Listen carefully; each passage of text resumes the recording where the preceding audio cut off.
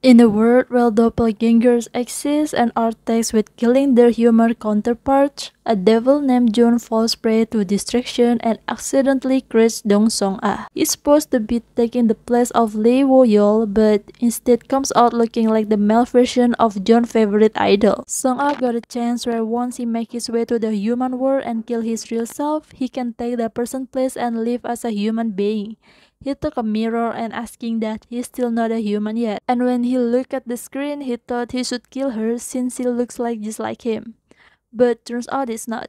Joon used to suffer under terrible boss until he finally got promoted and was given his own studio. He got into the habit of listening to his favorite music and watching all his favorite video while he worked. And Seong-ah assuming he met him by mistake with that girl face.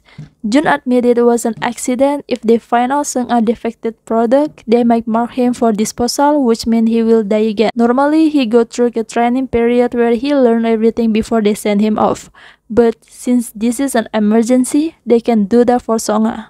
And Joon really sorry about that. But since he's John's very first product and look like his favorite singer, he will take care of him. And finally, Joon revealed a photo of the person Seong-ah must eliminate, stranger with neither family nor friends, and which means that killing him and taking his identity will have no consequence. Seong-ah entered the human realm to start his mission. He reported from the location that the target hasn't been spotted yet, and he hasn't seen anyone resembling him. Joon continued to give instructions, advising Seong-ah to look carefully and not respond out loud. He described the target as being larger than most and having a dark appearance, making him less conspicuous. While Joon kept talking, Seong-ah informed him that he will wait a little bit longer. Suddenly, he noticed the target walking right in front of him. Pulling out his knife, he remarks that it seems to be unfolding more easily than he expected. However, he questioned whether he can truly kill someone of such size and intimidation, and nevertheless, he realized there's no point in worrying because if he doesn't carry out the task, he will face death once again. And he has no other choice but to eliminate this man. Start running toward the target, simultaneously contemplating the possibility of the target fighting back.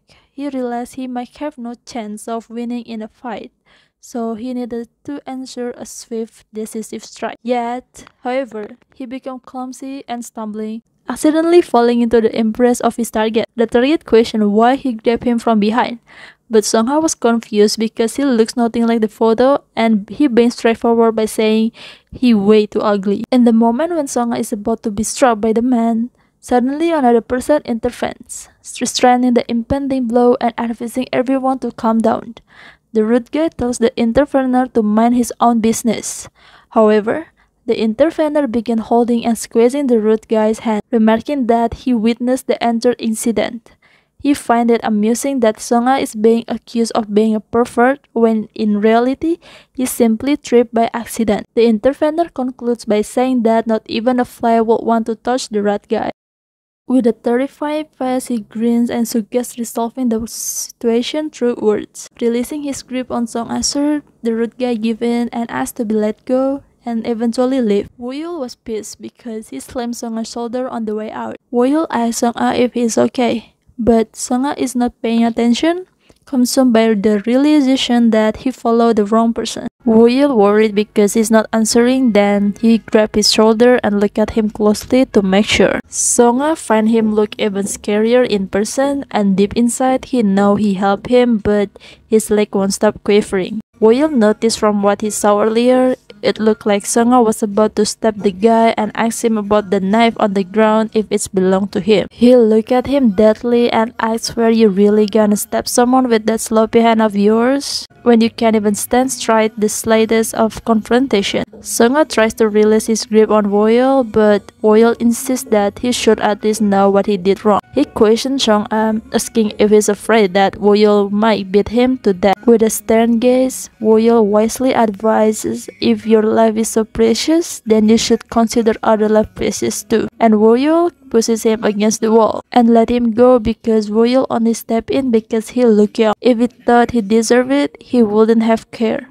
and told him to stay out of the trouble and get a grip while he still can. Then Woo-yeol walks away. Meanwhile, Seong-ah body froze under pressure. He forgot how to breathe, but he can let this opportunity pass, but who knows, he might see him again, and he realized his own weakness. that he's too scared to overpower and attack him now. While was thinking about it, he picked up the card about Iran. It says they will help whatever people need, and because the address is close, it makes Seong-ah interested to give it a try and check the place out. His professor takes him to call him when he read the message, but Seong-ah finds it too much pressure and just turn off the phone because he wants to try the errand first, then call him back again. Seong-ah had arrived lying in front of the door of the location mentioned on the identification card. Finally, the owner of the card arrived, and yep, it's Woo-yeol. He remembered him and wondered how Soo-hyun found his place. He tried to wake him up, saying you'll be freezing to death, and if he didn't stop by the office. He noticed Soo-hyun holding something and figured that's how he found the place, and he came as a client. After that, he decided to bring him inside his apartment because he can't just leave him there. Since there's a problem with the doors, he just barged through the door to enter his apartment, muttering to himself that this place really needs a new door. While trying to lay him down on the sofa, Soo-hyun suddenly woke up and stared at him. After looking carefully, he went into frenzy because he thought Woo-yeol was trying to do something to him.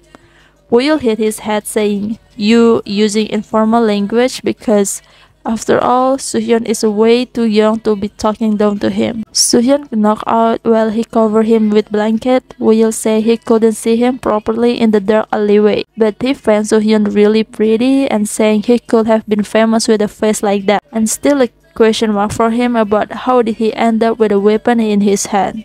Woo-yeol tried to get himself together about how he needlessly worrying about someone else. However, he just can't help but find Soo-hyun really beautiful.